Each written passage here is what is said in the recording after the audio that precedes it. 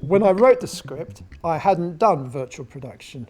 Now I've done it, I would do it all differently. I did write quite a detailed script. I would write an even more detailed script. I kept being encouraged by my colleagues who were creating the virtual worlds to give them more information, and I kept on saying, I want to be as loose as possible, you're creating this whole world for me, but actually you're much better off making choices earlier so that you can focus your virtual production energies more specifically, rather than my sense of, well, let's just broadly get into the space and see how it plays out and see what we can do and see what fun we can have with it. Oh, wow. This is very surreal. Oh my goodness. I don't know if I'm allowed to comment on this kind of stuff, but it's very cool that it's moving with me. It moves, so when we're filming it, it looks like you're actually inside this space. I tell you what, do you want to cut for a second? Yeah, I'll go in. That's what you look like. That is so cool. Okay. So that's the point, you look like you're in that world.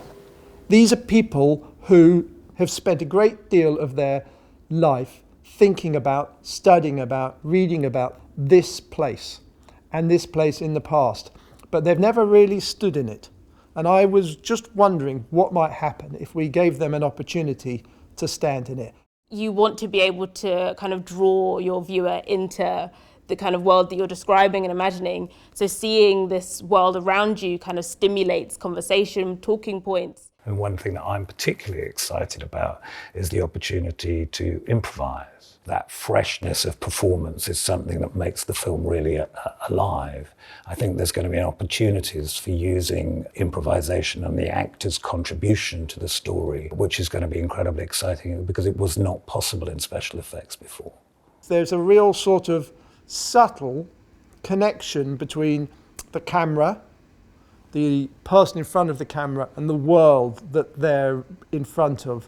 And just those tiny little shifts between those elements is what connects the audience to the idea that this person is in that world, which is in green screen you wouldn't get.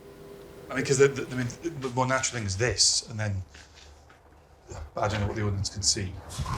You know, you can see the sort of square of the camera. Yeah. You see that's basically what the audience can see behind you. Can I say this then, rather than pointing? Yeah, you say this is it. Right, and then, because what we're going to do next is going to cut around to this angle and we'll see the whole bloody gotcha. thing. Gotcha.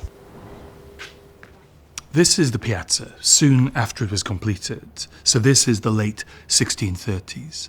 And what it represents is a revolution in British urban living. Technology solves the problem of how do you recreate the Piazza of 100 years ago. But technology doesn't solve the problem of how do you then shoot that world, what's the story you're telling. I'm a writer-director. What I'm always thinking about is what's the story I'm telling, how am I going to tell that?